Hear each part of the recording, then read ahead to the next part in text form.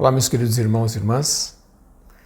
Inicialmente, mais uma vez, eu quero agradecer a você por ter confiado e se permitido trabalhar conosco nos nossos grupos de conexão, que funcionam toda semana. E mais uma vez, nós vamos falar a respeito de Jesus, conhecendo a Jesus através do Evangelho de João, porque essa tem sido a exposição que nós temos feito nos domingos à noite. Então, todos os cultos da semana na semana são repetidos, pelo menos os principais conceitos durante a semana, para fixarmos melhor, tá bom? Então, você vem domingo, assiste a mensagem, ou você assiste online, e depois na semana nós vamos recapitular e discutir um pouquinho a respeito, ok? Então, vamos lá para a nossa recapitulação. Na semana agora, nós começamos a falar a respeito do Evangelho de João, e usamos o verso 1 dos versículos de número 6 até 13. E a palavra de Deus nos diz assim: Surgiu um homem enviado por Deus chamado João. Ele veio como testemunha para testificar acerca da luz, a fim de que por meio dele todos os homens crescem. Ele próprio não era a luz, mas veio como testemunha da luz. Estava chegando ao mundo a verdadeira luz que ilumina todos os homens. Aquele que é a palavra estava no mundo, e o mundo foi feito por intermédio dele, mas o mundo não o conheceu. Veio para o que era seu, mas os seus não o receberam. Contudo, aos que o receberam, aos que creram em seu nome, deu-lhes o direito de se tornarem filhos de Deus, os quais não nasceram por descendência natural, nem pela vontade da carne, nem pela vontade de homem algum, mas nasceram de Deus. João capítulo 1, versos de 6 a 13. Você pode acompanhar, e podemos acompanhar a leitura desse texto, que fala a respeito da grandeza de Jesus, mas também um pouco a respeito da resposta que nós vamos dar a essa grandeza. E é muito interessante o texto, porque esse texto, ele começa a nos falar a respeito ou nos fazer recordar a respeito daquilo que a gente chama de modus operandi, o modo como Deus opera. Qual é o canal, qual é a via de operação? Você quer estar na bênção de Deus, aonde é que você tem que caminhar? Esse texto, você vai ver que o evangelista João começa a falar a respeito do outro João, o Batista, o João Batista, o primo de Jesus, aquele que batizou Jesus. Mas por que logo no capítulo 1, nos primeiros 5 versículos, João fala da pré-existência de Cristo, fala do seu poder, da sua atividade na criação do mundo, fala a respeito da resposta que Jesus deu com respeito à queda do homem, e depois ele vem mencionar o profeta João.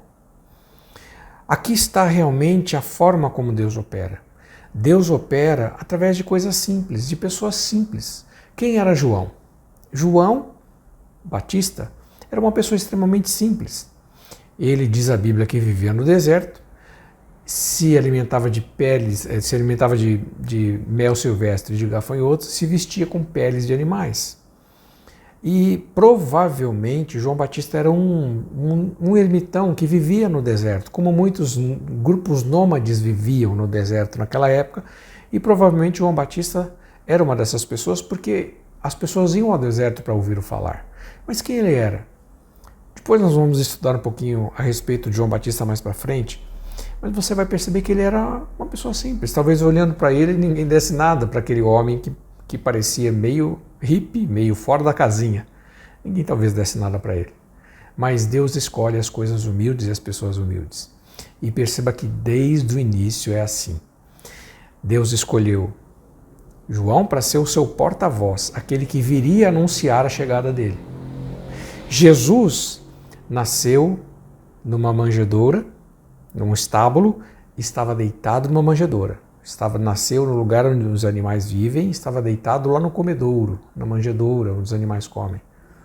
Jesus tinha uma profissão simples, ele era carpinteiro. Jesus usava roupas simples, porque ele mesmo fala a respeito disso na Bíblia.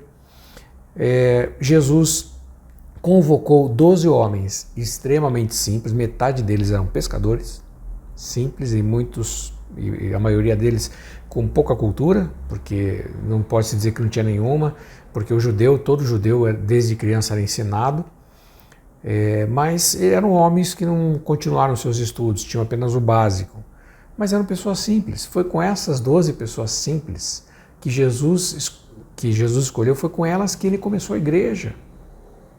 Pessoas simples. Jesus morreu num túmulo que nem era dele, ele não tinha nem lugar para morrer. Veja este caminho, veja este viés, veja como Deus opera por intermédio da humildade. Você quer receber a bênção de Deus? Seja humilde. Em Tiago capítulo 4, verso 6, o apóstolo Tiago fala a respeito disso. Deus resiste aos soberbos, mas ele dá graça aos humildes. Quem é soberbo, orgulhoso, é resistido. Agora, aqueles que são humildes, eles vão no caminho da graça, recebendo de Deus o que precisa. Então perceba, esta lição de Deus nos ensina que se você quer ser abençoado de verdade, você precisa ser humilde. Porque a partir daí, quando fala de João que veio anunciar, você vai ver que logo depois, o evangelista João, depois de falar João Batista, o evangelista João fala das duas possíveis respostas que a humanidade pode dar diante da graça de Deus e diante do sacrifício de Jesus. Pode dar uma resposta positiva ou negativa. A Bíblia diz que muitos não creram nele. Jesus veio para os seus, mas os seus não o receberam. Muitos responderam de forma negativa para Jesus. E hoje ainda é assim. Muitos respondem de forma negativa para Jesus. E aí, por vários motivos, por N motivos, às vezes as pessoas resistem a Jesus porque elas dizem, não preciso, eu não sou pecador, eu não faço mal para ninguém, todo mundo vai para o céu, e aí vai aqueles conceitos gerais e chavões gerais que as pessoas usam. Isso não é verdade. Mas as pessoas usam, eu não preciso. Eu, às vezes, acho que sozinhas podem ganhar a vida eterna. Mas só tem um caminho para voltar para Deus, e esse caminho é Jesus. Quando as pessoas rejeitam ou não aceitam, porque às vezes não é uma rejeição declarada, mas só o fato de não dar atenção, só o fato de não buscar já é uma forma de rejeição. Às vezes as pessoas acham que não precisam, acham que não tem pecado, acham que não fazem nada de errado. Que engano, não é? No mesmo decálogo, né, vou usar o decálogo aqui, os 10 mandamentos como um exemplo, fala de roubar, matar, e depois fala de cobiça. Para as pessoas falarem assim, não, eu nunca matei, nunca roubei, mas você já cobiçou? Está dentro do mesmo rol de leis. Então, para Deus, não importa se você matou ou roubou, se você cobiçou, se fez alguma dessas coisas, você pecou. É lógico que as consequências de quem mata e rouba e de quem cobiça são diferentes. Mas aqui não estou falando de consequências, estou falando de pecado contra Deus. Então todas as pessoas são pecadoras. Romanos 3,23, Paulo diz, todos pecaram e destituídos estão da glória de Deus. Portanto, você pode achar que você não é pecador, mas você é. E eu tenho a certeza disso. Às vezes as pessoas rejeitam a Deus por causa disso, acham que não precisam daquilo que Jesus fez na cruz. Outros por terem vergonha, porque não querem admitir, ir para a igreja, falar de Deus. Às vezes as pessoas usam ser crente, né? Eu sou crente, você virou crente, parece que isso é uma coisa absurda de outro mundo, e na verdade não, a pessoa simplesmente optou por seguir a Deus e comungar com pessoas que têm a sua mesma fé. Mas às vezes as pessoas rejeitam porque têm vergonha de Deus, vergonha do que os outros vão dizer, vergonha do que a sociedade, do que os pais, a família, do que vão dizer. Às vezes as pessoas estão tão presas nas coisas desse mundo que elas não conseguem enxergar Deus, e aí elas se afastam de Deus, elas não buscam a Deus. Então isso realmente é um problema. Pense nisso. O Espírito Santo está sempre tentando convencer você do pecado, da justiça e do juízo de Deus. Sempre está tentando te convencer. Ceda aquilo que ele está querendo dizer para você e vá para Jesus. Porque você pode usar o seu livre-arbítrio, e aqui é a única hora que a gente vai usar o nosso livre-arbítrio. Na hora em que a gente vai escolher se eu vou seguir a Jesus ou não. Essa é a hora que você vai usar o seu livre-arbítrio. E isso vai ser a definição do seu destino eterno. O seu destino eterno é definido hoje, aqui e agora, não é depois que você morre. Depois que você morre. Você já viu algum morto decidir alguma coisa? É meio difícil, não é? Depois que você morre, você morreu. Não tem mais como você decidir nada. Então você tem que decidir agora. Muitos decidiram negativamente e muitos decidiram positivamente. O que acontece com aqueles que decidiram positivamente? Eles passam, na verdade, do status de criatura para filho. Porque as pessoas dizem assim, todos são filhos de Deus. Biblicamente é uma inverdade. Não são todos, não. Todos são criaturas de Deus. Mas filhos de Deus são apenas aqueles que, por intermédio de Cristo, foram adotados para a família de Deus, que é o que o texto diz. Aqueles que o receberam, que receberam Jesus ou a luz, Deus deu-lhes o direito de serem feitos filhos de Deus. Direito, eu gosto dessa palavra. Porque essa palavra está nos dizendo que uma vez que eu consigo confessar Jesus e aceitar o sacrifício dele na minha vida, e entender que ele fez isso por mim, eu ganho o direito de filho, direito de ser filho de Deus através de Cristo. É o que o texto nos diz. Releia aí o verso 12. Leia novamente para você ver. É isso que a Bíblia está dizendo. Deus nos dá, e em algumas versões está o poder, mas o poder aqui no sentido de direito. Por isso eu usei essa palavra, que eu achei ela mais adequada para o que o texto quer dizer. No contexto lá da Bíblia, da época de Jesus, quando alguém adotava um filho, o filho passava a ter todos os direitos de um filho natural. Ele passava a ter o nome do pai, perpetuar a família, e ele passava também a ter direito sobre a herança, de toda a herança que o pai tinha. Porque ele era realmente um filho legítimo. E é exatamente o que o texto diz.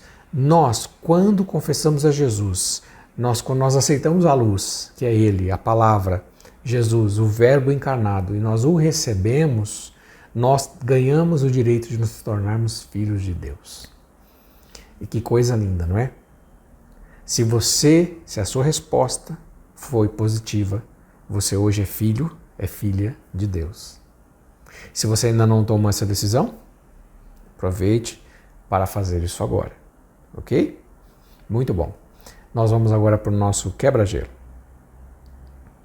O nosso quebra-gelo de hoje é, na verdade, uma pequena brincadeira. Eu gostaria que você dissesse, usando a terminologia da previsão do tempo, como foi a sua semana até hoje. Como é que foi a sua semana?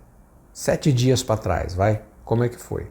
Você pode dizer assim, a minha semana foi de chuvas e trovoadas, foi complicada. Talvez alguns dizem, não, a minha semana foi ensolarada.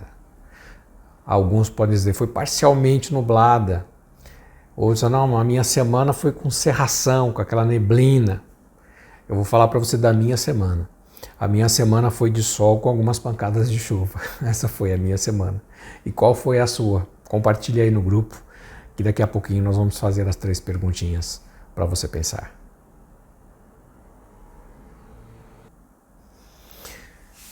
Vamos lá, primeira pergunta.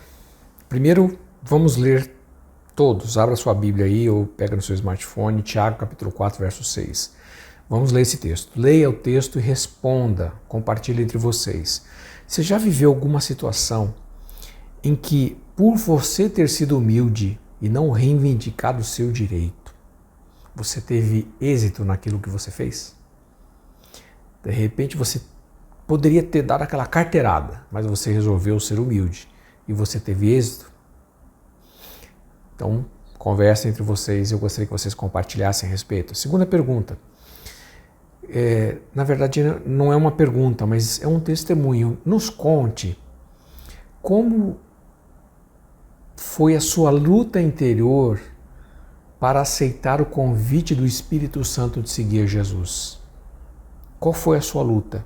Quanto tempo você demorou? Como que ele começou a falar com você? Se você já teve essa experiência, talvez você esteja agora. E Deus está falando, te chamando para vir para Ele. Qual tem sido a sua luta? E o que tem dificultado a sua decisão? E a terceira pergunta. Nos fale um pouquinho a respeito de como foi o dia que você confessou a Jesus como Senhor da sua vida. Fala um pouquinho. Conta um pouquinho para nós. Como foi esse dia? Onde é que você estava? Em que lugar? Como foi a sua decisão? Tá bom? E eu gostaria de aproveitar e finalizar aqui este momento com uma oração. Eu gostaria que você ouvisse esta oração. Eu vou fazer a oração pausada, tá bom? E se você ainda não convidou Jesus para fazer parte da sua vida, você vai fazer a mesma oração que eu estou fazendo, repetindo as minhas palavras, né? Usando das minhas palavras as suas palavras, tá bom?